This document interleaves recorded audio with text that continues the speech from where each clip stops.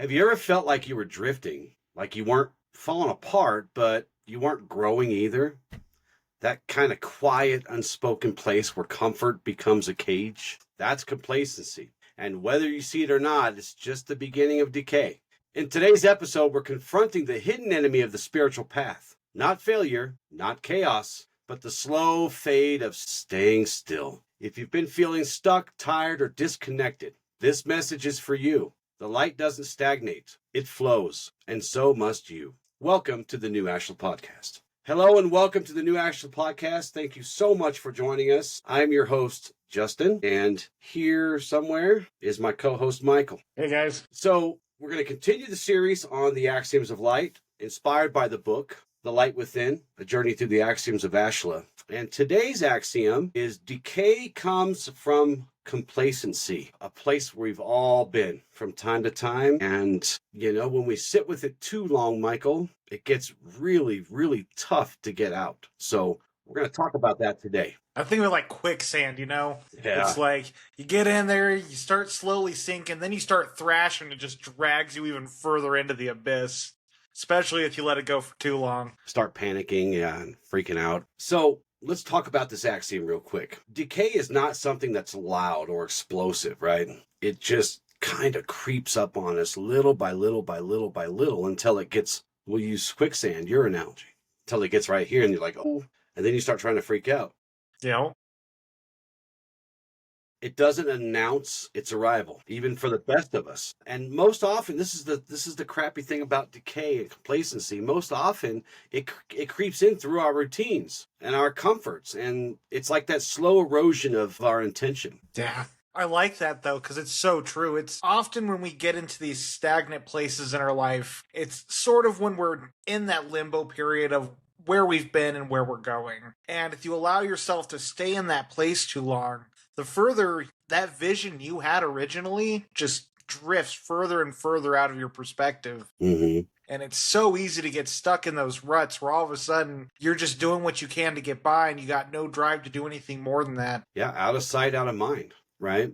But it's also that quiet unraveling of our purpose when we stop being aware and stop paying attention to what we're actually becoming. Complacency doesn't feel dangerous at first, really. In fact, it feels a lot like rest and napping, and yeah, everybody loves that. I love that because it feels good. It feels like peace sometimes. Well, it's like a lot of the stuff we talk about on here. Everything's repetition. Everything's building those muscles up. Well, these emotional, spiritual, mental muscles we exercise, if we don't continuously exercise them, begin to atrophy. Mm-hmm. And it's so easy to get yourself in a lull where you're not honing your skills. And I know there's an axiom for that. There is. And when you're not doing that, you're slowly losing all that progress you made. And it's a lot harder to get back to where you were after taking a couple months off. Yeah. Now, rest is important. We talk about this. Rest is important. Moderation's important. What we're talking about today is too much rest, maybe, or just losing sight of that purpose, losing sight of those goals. And like I said, this feels like peace. It feels like rest. But unlike true rest, this complacency does not restore. It weakens, it corrodes the work that we've done. And unlike true peace, it does not align us with ourselves or with the universe or the force. It actually kind of removes us from our purpose. As you said earlier, it kind of drifts away. It removes us from our calling, from our very connection to life. So, the force flows through all things, but it flows through us. It doesn't just hang around us waiting for us to do something. In other words, it's not going to move us. We must move us, right? So, and when we stop moving, we stop seeking, we stop growing, we step out of its current. I like to think of it as like a hole almost, right? It's we keep motion, we're not going to get dragged into the vortex because as we've talked about on here, the ego's number one goal is to keep you safe and keep things as routine as possible. When we get into a lull of complacency, we start cultivating this routine around this behavior. And when we're in that routine, the longer we stay in it, the more these things calcify and our ego becomes stuck. Where any type of momentum out of that, the deeper you get in that spiral, the more pull your ego is going to have on keeping you stuck in that same lifestyle. Because like you said, if you don't stay in the flow and keep moving forward, you will get stuck in these places where you're really going to have to do some uncomfortable things to get back to a place where you can flow in the unknown, because your ego is so afraid of that. Yeah, because it doesn't understand it. It doesn't understand how you're trying to better yourself, which will better it. Doesn't know that, though. So I ask you, and I ask you this question also. Where in your life have you settled into this kind of stagnation? Not because it serves you, but because it spares you. Where have you stopped stretching? Or where have you stopped exercising? Where have you stopped learning, feeding your brain? Where has growth given you, or where has growth given way to repetition? And inspiration gives way to excuses.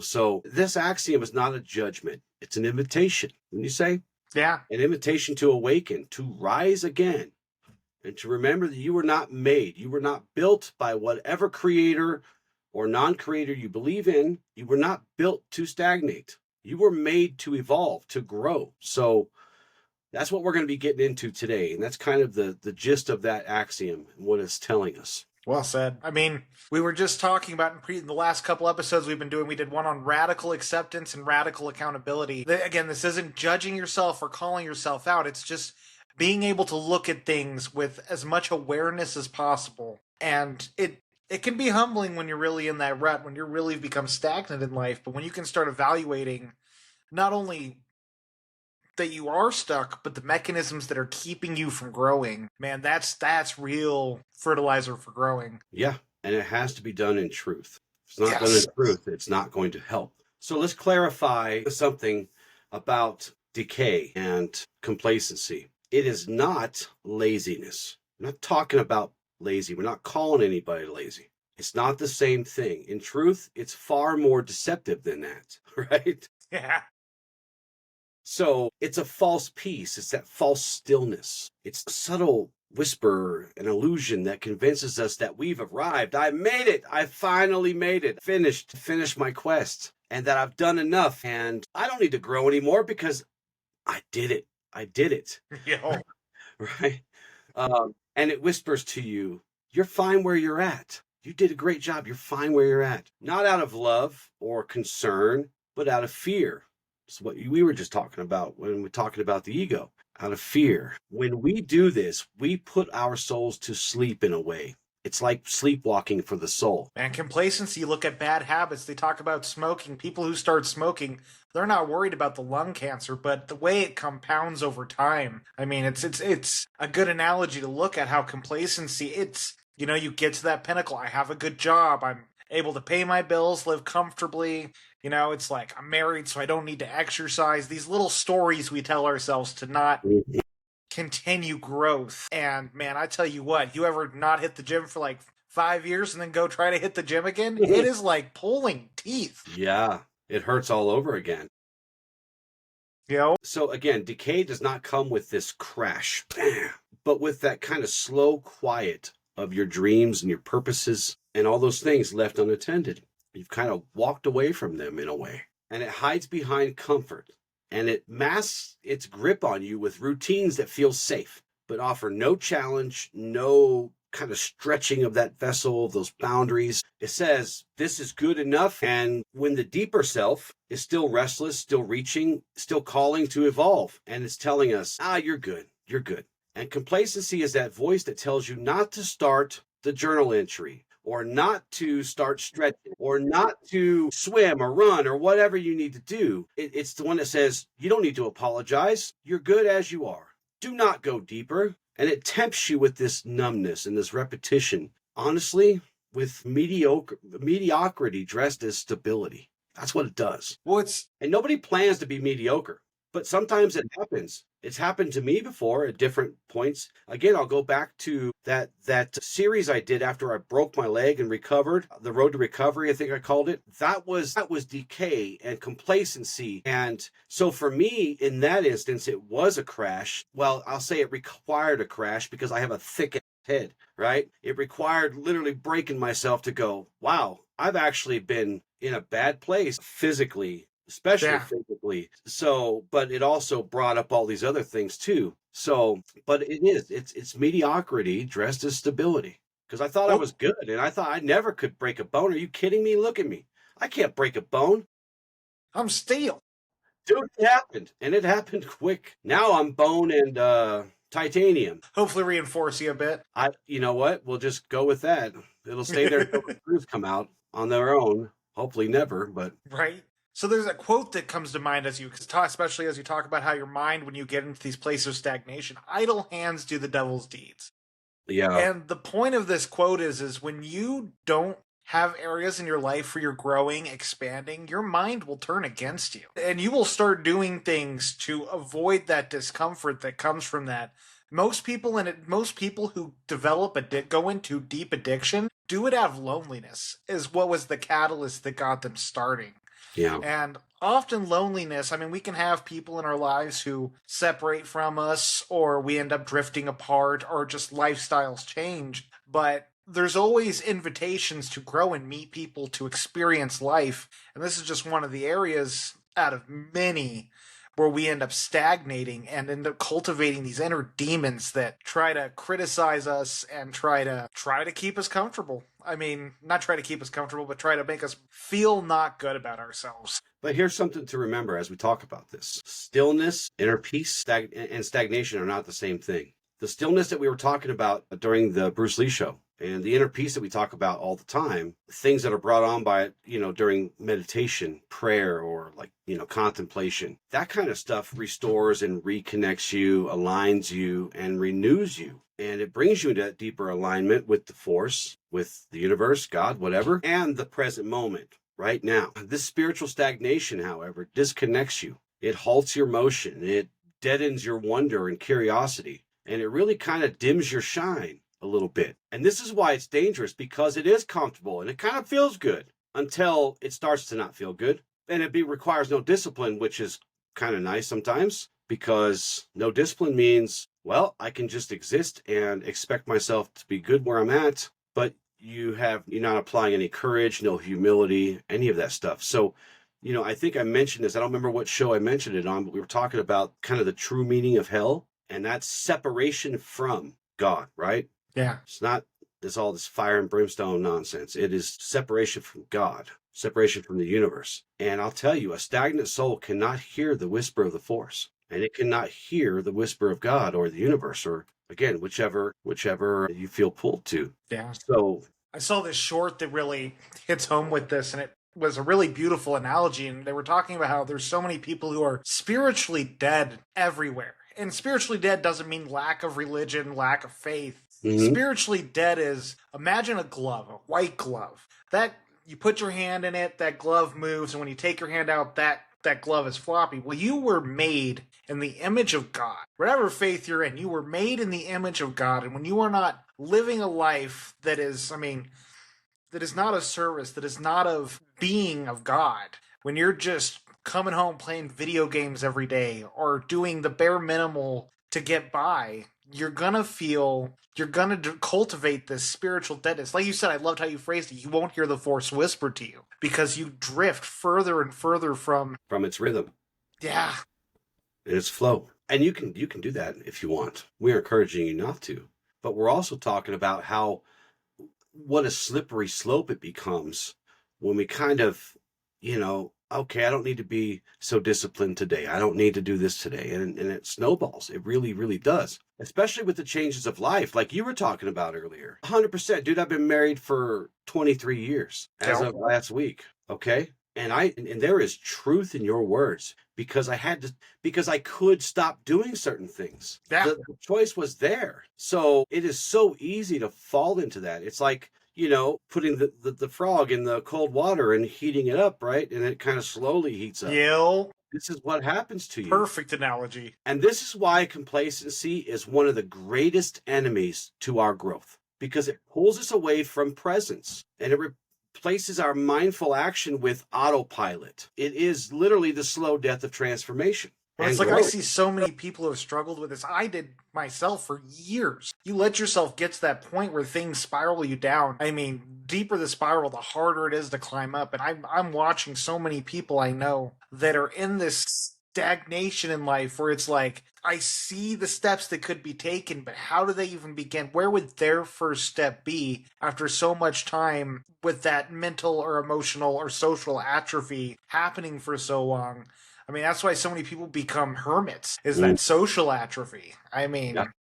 because if you don't keep working on those skills, you're going to start feeling socially awkward around others. If you don't constantly let yourself be reflected by others, the only reflection you have is your mind. And that is not the thing you want to be your guide on if you're doing good in life or not. There's an axiom for what you're saying, too. Yeah, there is. It talks about withdrawing. Withdrawing for purpose, though, with purpose, with a clear goal in mind to connect, to search inside. It doesn't say we should always do it. And as you said, if we do it too much, it comes back to this whole balance thing. Stagnation and decay is not, you are completely out of balance. And Right. these are the things, and so this is what we ask. Where in your life have you been too comfortable? I ask myself this, especially after what happened to me when I was kind of renewed, so to speak, my purpose, my goals. And I had to ask myself, okay, where did I become too comfortable? I was eating good and everything was great. And, Yeah.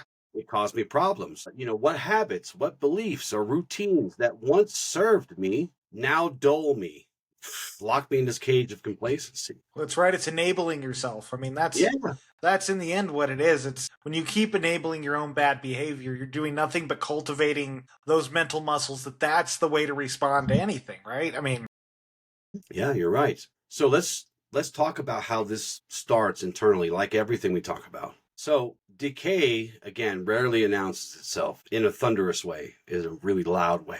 It doesn't scream, it whispers. And there is evidence that is produced in front of you, around you, and it's tough to see though sometimes. And by the time it's reflected in the outer world, like, man, I'm running out of breath for some reason, just walking up the street. It never happened to me before, type of thing. Yeah. It's already been running deep inside. At least for me, that's my experience with it. And look, think of it this way, Michael. This kind of decline doesn't begin with catastrophe. It begins with our compromises, our self-compromises. It ended in catastrophe for me, back to my example. But it started way before that, clearly. right. So I like that though, because yeah. as you begin to enable that lifestyle, the compromises you make to keep indulging in that, they start stacking up. So, and long before this decay is visible in our relationships, in our discipline, our health, even along our spiritual path, it first takes roots in these unseen places, as you said, in our mind. This is where we begin to lower our standards and we start making excuses, or we stop questioning. We lose curiosity. And, in the heart where this bitterness lingers and gratitude fades, it really grips us in a really, really hard way. It doesn't seem hard, but once it does, once we become aware of it, then it's like I said, using your quicksand analogy, we're up to here and we're like, oh, no. I let this go for too long. You let what go for too long? Just sinking into the sand. Oh, God, yeah. Yeah, so, and in our spirit, we start to slowly disconnect from things, from our God, the universe, our higher selves, the light. And this isn't some kind of rebellion, like where we just did a 180. This is just because of that quiet neglect of our beings, our whole beings. Every choice matters. Every single choice matters. And it's these small, subtle compromises that this process begins. I'll skip this practice just once, or then that kind of leads into this doesn't really matter.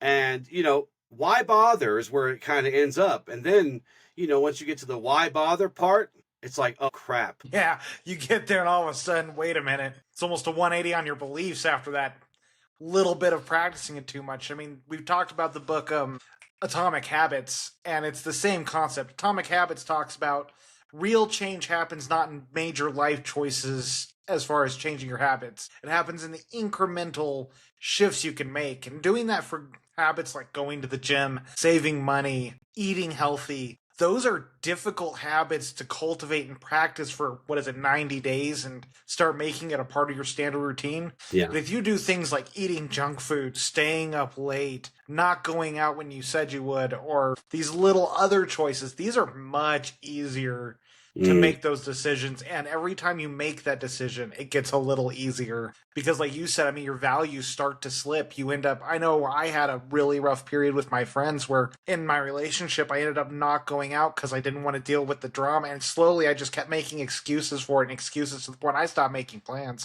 Yeah. And I mean, that atrophy it's killer how fast that compounds. You know, and for me, and I know this may be a little controversial for people who do cheat days, for example. I had to stop doing cheat days.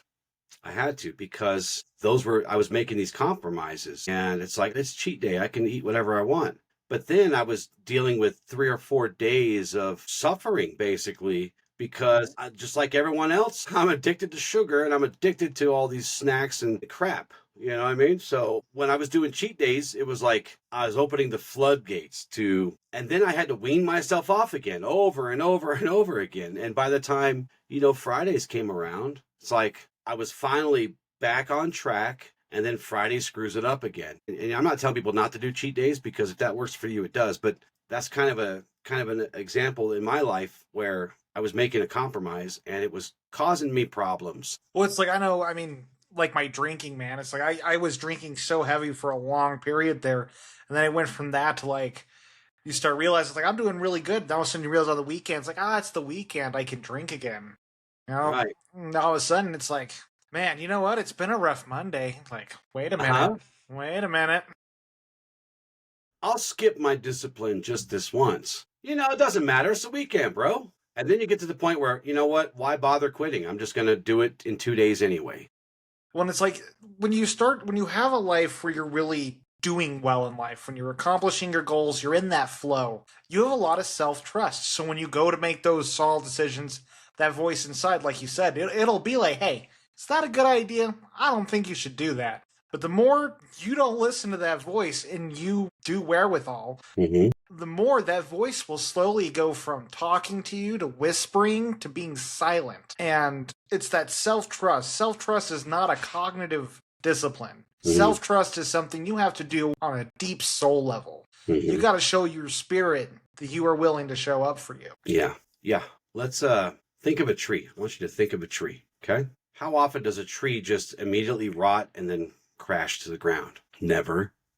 It's not how trees work. It starts deep in the core of the tree. And a lot of times it actually starts in the roots, and the roots get diseased, and then it kind of goes up slowly. I mean, it could take many years for a tree to rot, depending on the humidity and blah, blah, blah, all this stuff, right? Yeah. It never starts. The rot never starts with a crash, and you never see the rot most times until it does crash. So it starts in deep where we can't see.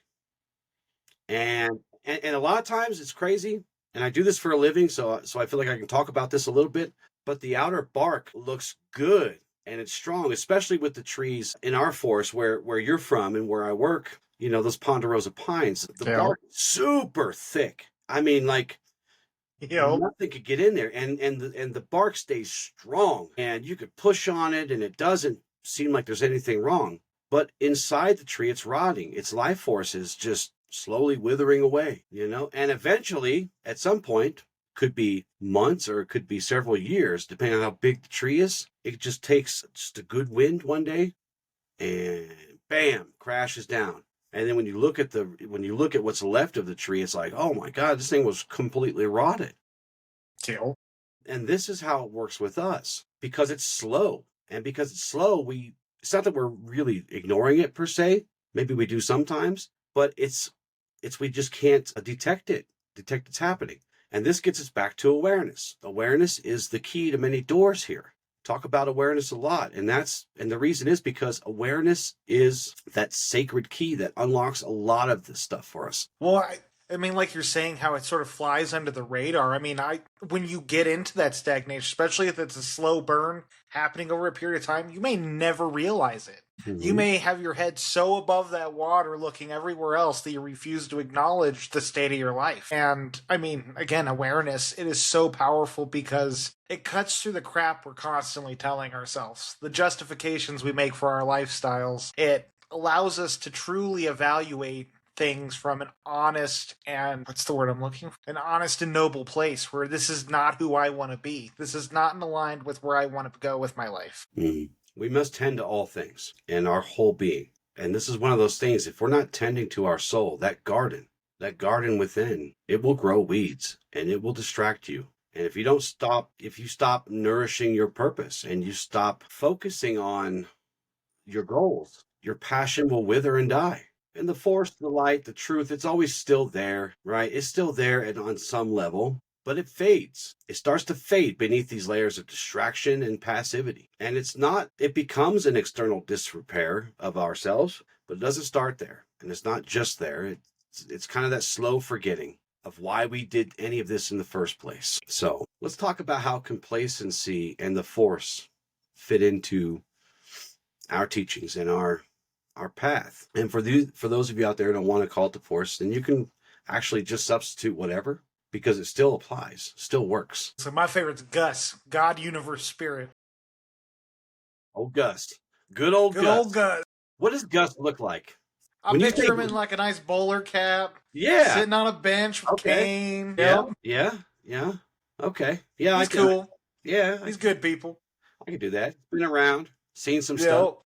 Yeah. Wise but quiet. Humble. Wise but quiet. Plays a lot of chess, I'm sure. Yeah. With his buddies at the park. Yeah, I can get behind that. Gus. These things, let me just put it like this. Our connection to these higher things, it's not still water. It's a river. I love using river as an analogy because it's the best thing I can think of. It flows and it moves and it pulses and it dances all through life, right? And to be in harmony with this connection, to participate in that, is to remain engaged and alive, like truly alive, seeking and evolving to something better each day. Complacency and stagnation, again, this brings us separation from our connection. And it breaks that connection in here, and then eventually it breaks it, between us and between our loved ones and everything else. And it starts to, again, rot us from the inside out. And when we cease to grow, at least when we cease to stop seeking growth, we cease to align. And, the force, God, universe, Gus, does not demand perfection, but it does require presence. I'm here. I'm doing my best. I am aware that this is happening. I am working to fix it.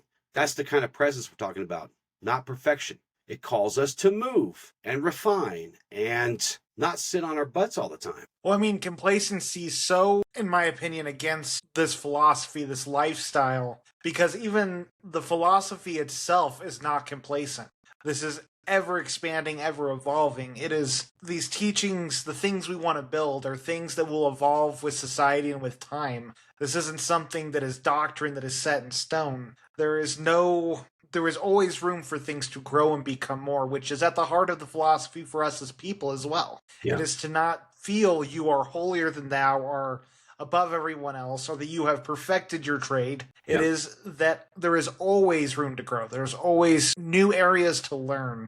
Yes. And the more I think the axiom you're referring about earlier, even in periods of rest where we have those long stints where we need to recuperate, you get out of college and you give yourself a little downtime.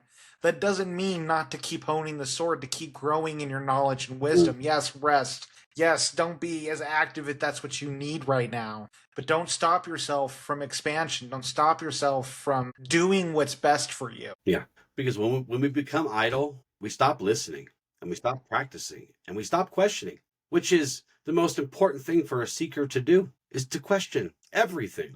And we cut ourselves off. You're talking about our teachings. Our teachings, imagine them as a temple with principles and pillars. Those must remain. But through that temple is not a pond, but a stream. A nice, subtle, small stream that continuously flows. Because if we become like a pond, cut off from that flow, that stream, what happens? We become still. And not stillness, but still, not moving. Well, it's like I've thought about this because you've referenced it a couple times. It's like as you are with the river and things are moving, often it can be good to go into a place of stillness where the water is tame and you can see the reflection clearly. But if that water stays in that calm place for too long, it starts to get murky. It starts to get foamy. It starts to get all that nastiness in there. Life is no different. Mm-hmm. Yeah.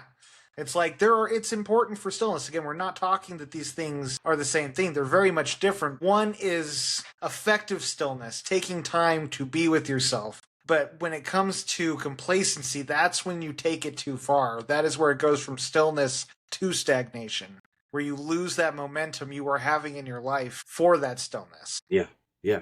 And those little spots that you're talking about along the river, that's where we swim. I grew up swimming in those because you don't swim in the river, right? You swim in those. But because it's safer, it's better to swim in there because you're not going to get carried away. But within those pools, there's still motion. It never stops moving. Think of those as those little rest spots. Yeah, we get in the river sometimes because the river's fun, but we also get into those pools and chill a little bit. So, and again, as you said, this is not a race. It's a rhythm. Doesn't matter what rhythm, but it's a rhythm. And Gus speaks to us in the present moment, nowhere else. It's where you find it. It's where your connection is in the moment. And if you're too numb or too comfortable or too disinterested to receive it, you're gonna miss the whisper. You're gonna miss the nudge, the subtle push, the tap on the shoulder. And this is why our discipline should never be merely a ritual. It is necessary for our alignment and for our growth. Your reflection, your breath, your stillness, your service, all of it is how you move with life. Here's one for you, because we've been talking a lot about vessels lately in the last several episodes. Yeah.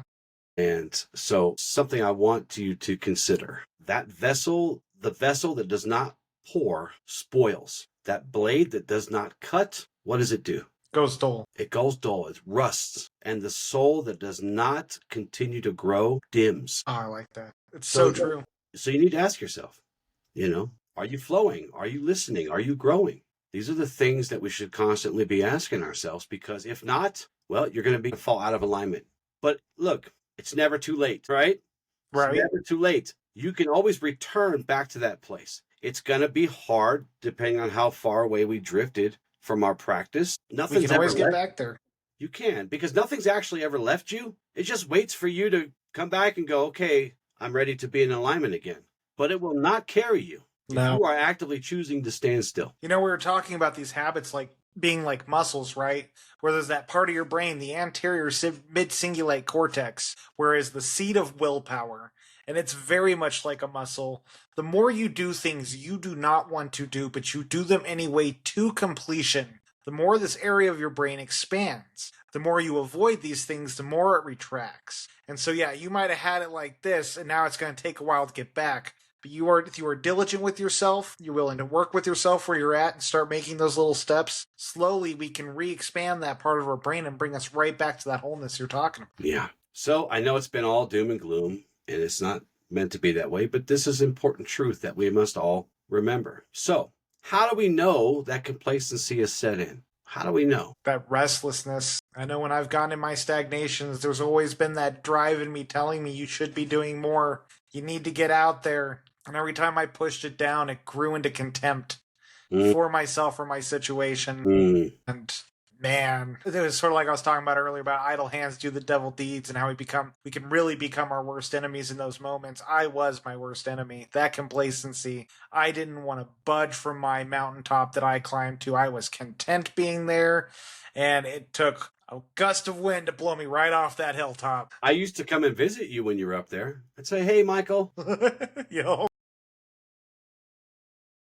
Yeah, and I'd let you tell me stuff, and I would just, I wasn't going to tell you that you were fixing to get blown off the top of that mountain, but I was just making sure you're all right. At least I could still see you sitting up there. One way is something that you brought up earlier, is dismissing others, not wanting to go anywhere, not wanting to do anything, losing that drive to be with others, right?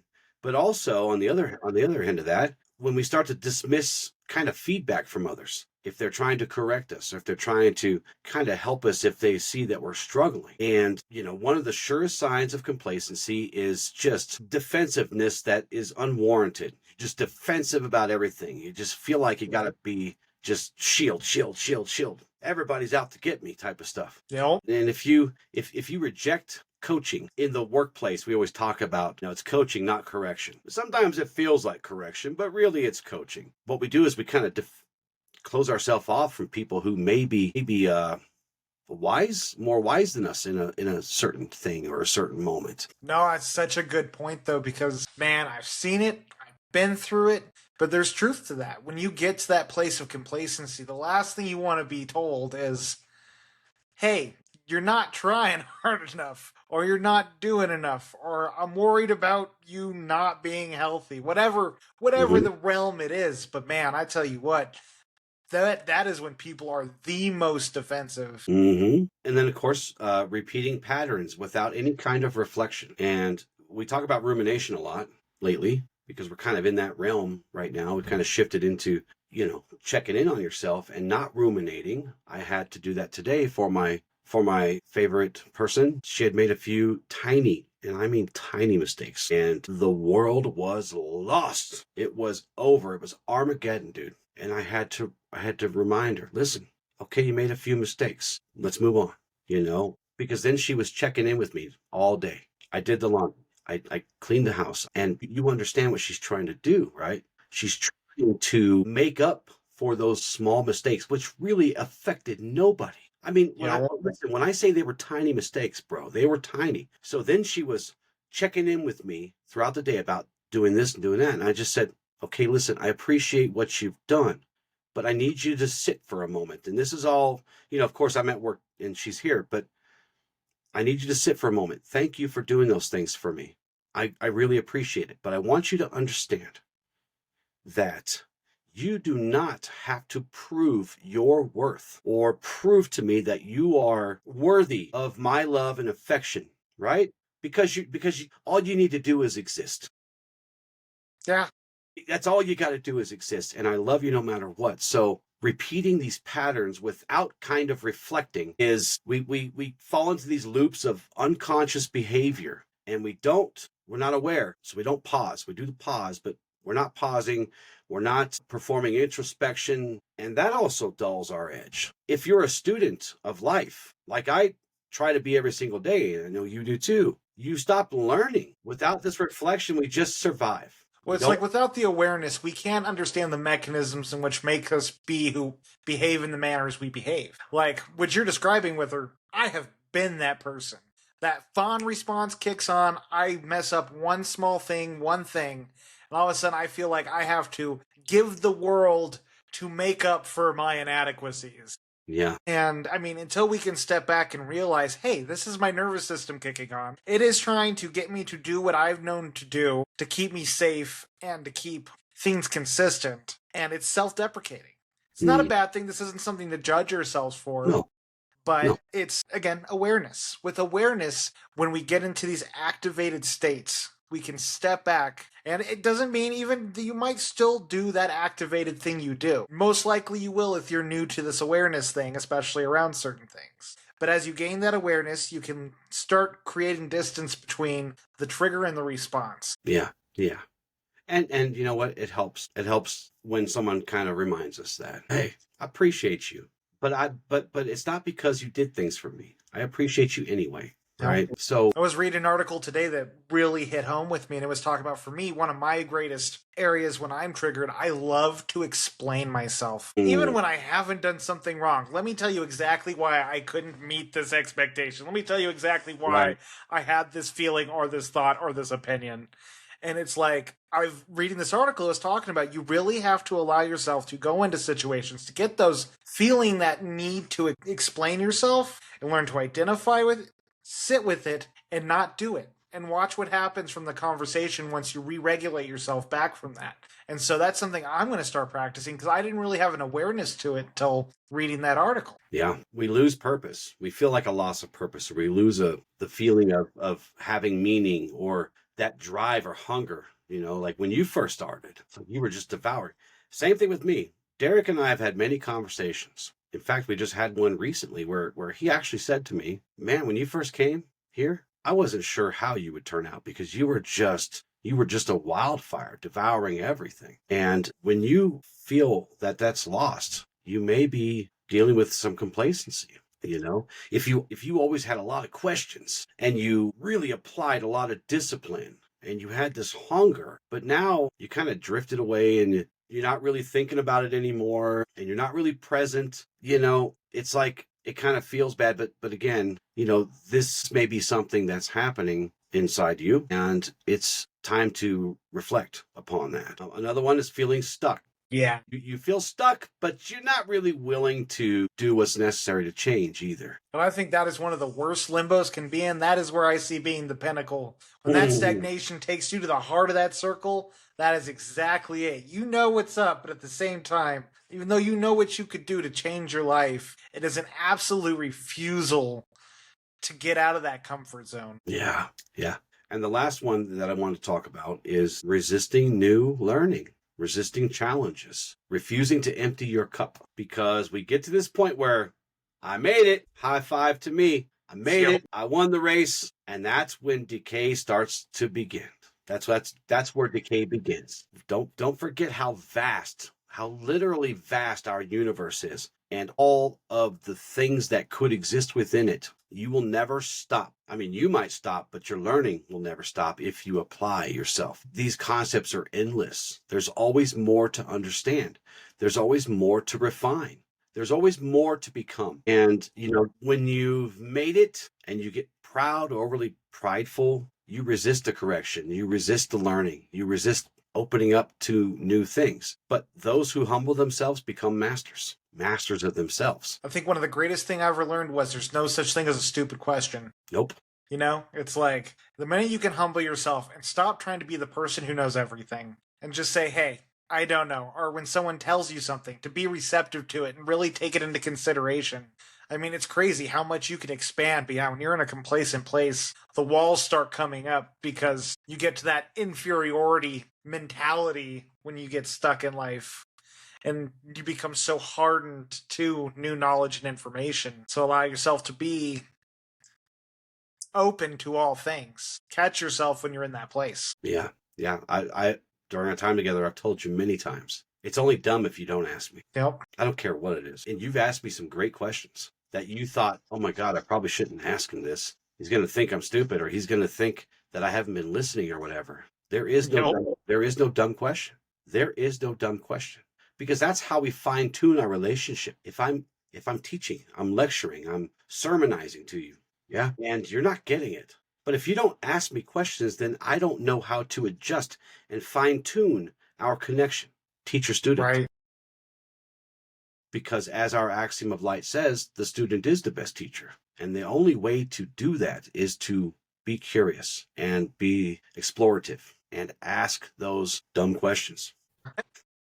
All right, so we would be remiss if we didn't talk about discipline a little bit today, right, with this topic. So it's often misunderstood, though, I think, to a lot of people, because they often think that it's restrictive and it's a punishment or like rigid control. But in the way of Ashla, discipline is none of those things. It's an act of devotion. It's an offering of our being, of time, focus, intention. And discipline is how we honor the truth and the light within ourselves. It's how we speak to our connection to the greater things. I'm willing to show up for you. No, I love that you brought discipline into this because it is the number one catalyst. It is the weed eater to that lawn. And discipline is often the thing that has atrophied the most when we get into places of stagnation. And it takes discipline, again, to get back to that place we were at or beyond that. Yeah.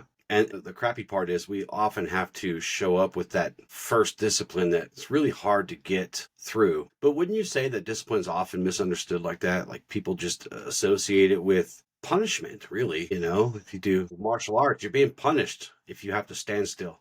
I think many people dread discipline. I know one of the reasons I was stuck in stagnation for so long was because to me, discipline was either I'm hitting the gym 5 days a week or I'm not doing it.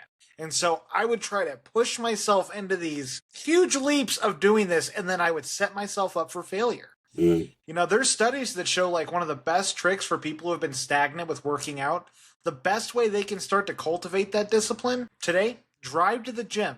Just drive to it. Tomorrow, walk inside. Walk around the machines, walk out.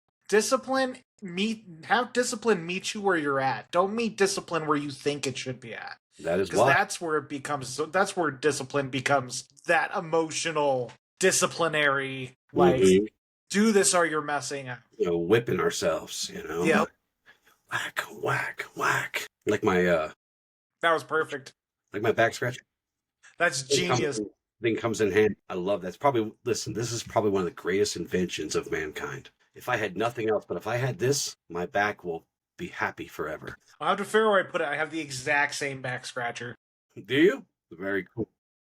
Great minds, great minds. For a minute, it looked like a ruler, though. I'm like, you're scratching here? Not a ruler, a tape measure. When I saw it at a glance, I'm like, you know what? That's an idea. Measure your commitment. Measure your commitment. Draw a little line where you were at today. That's right. That's right.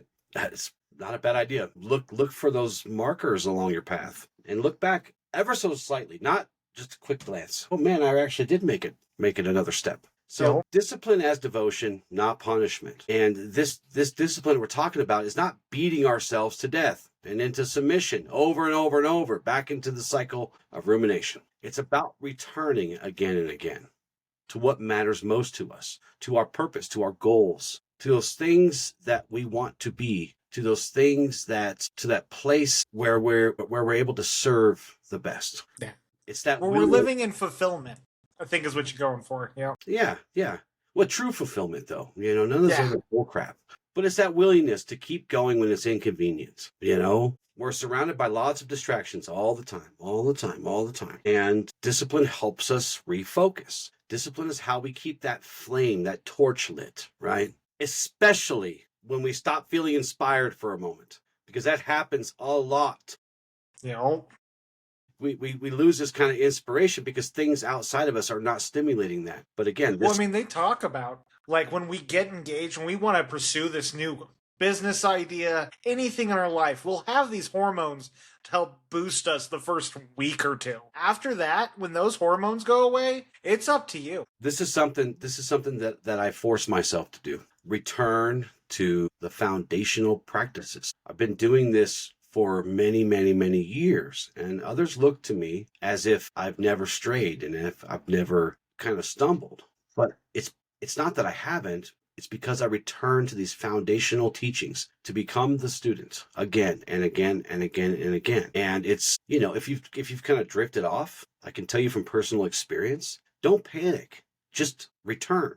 Come back to those foundational things. If you've been slacking on meditation, well, then sit there for 5 minutes. Work your way back up again. If you're not being as mindful as you were, well, start small. Be mindful when you're doing the dishes. Be mindful when you're eating dinner. Be mindful when you're walking to work or walking the dog or whatever it is you're doing, and reflect as much as you can, but reflect small. Like a lot of our exercises that we share are usually very, very, they're designed to be kind of step by step, because just take a little bit at a time and go back to it and do a little more and go back to it and do even more. Start small. Just kind of go back. No matter how far you've drifted, don't worry. You can get back there easily. If you've been slacking on working out, do some light physical movement. Stretch, Go for a walk. And here's another one that I want to share. And I'm not going to go through all of the 12 agreements because I think you guys will get the point here. But kind of reincorporate for those of you who already are, but reincorporate the 12 agreements. Because again, they're more than ideas. They are these daily invitations. I will do this. I will do this. I will do that. And if you're unsure where to begin, just pick one, just pick one each week if you need to. Let it be your guide. Let it be a compass that returns you back to these intentions that you've been kind of slacking on. Keep the axioms alive by journaling if you need to. That works for me. I've journaled these axioms more times than I can remember now. And these axioms are not slogans, are they? They are the keys to the temple of Ashla. And the keys to the temple of yourself. Right. So each one unlocks a deeper level of self-awareness, as we've talked about before. Write them, reflect on them. Ask yourself, how did this axiom show up in your day? How did I respond to that? If I'm aware, build your awareness. If you're not, your journal, this journal becomes this kind of sacred record of your unfolding. It turns this wisdom that you've earned into witness.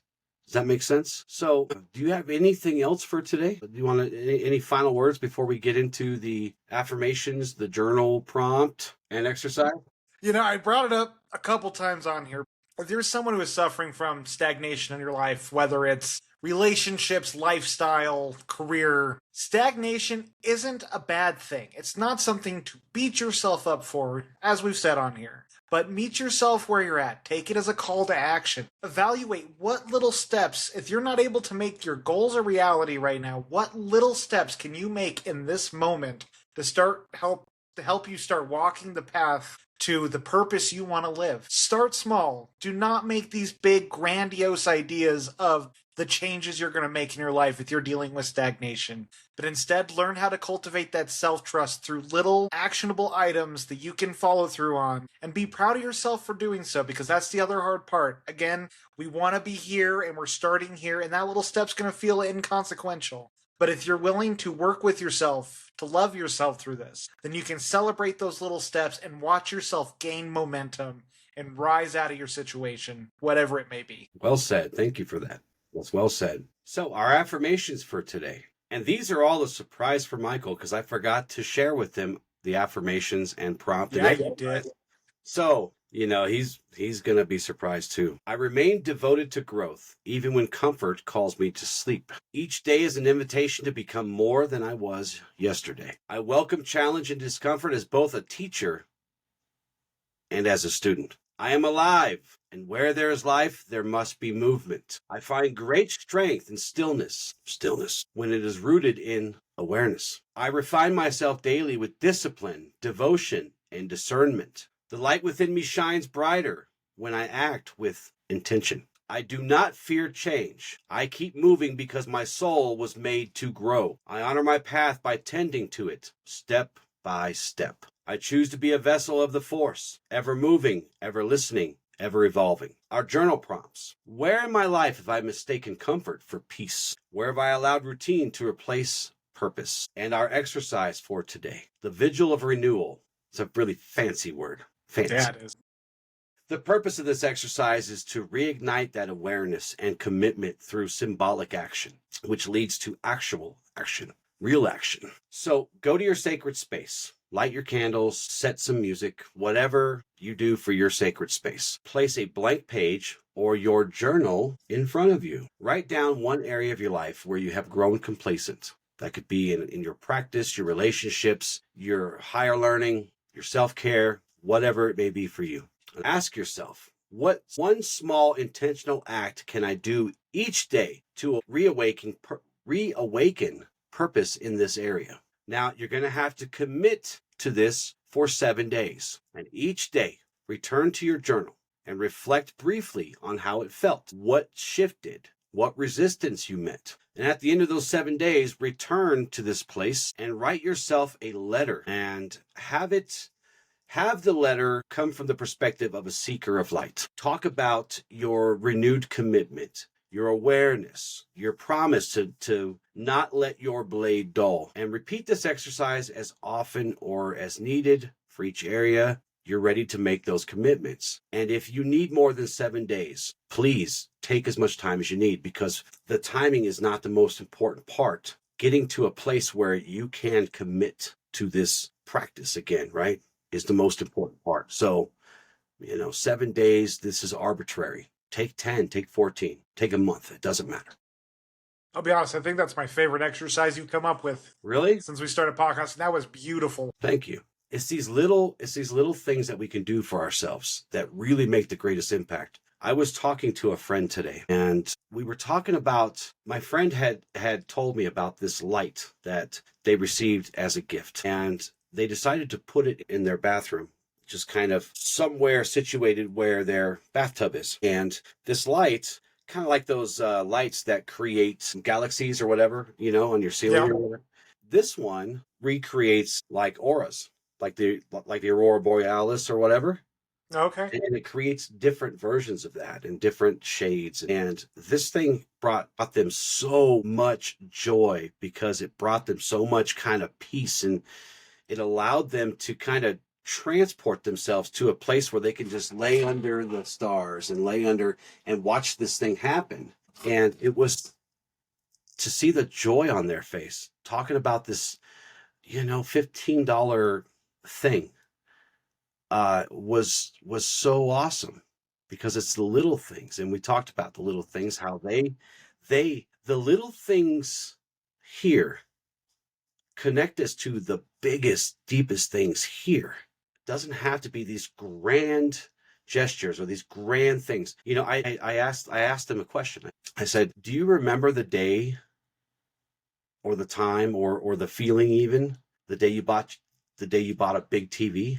You know, they couldn't remember it. Now in the moment, it's like, oh my God, I'm getting a big TV. It's gonna be so awesome. I'm gonna hook my games up. I'm gonna do all this, right?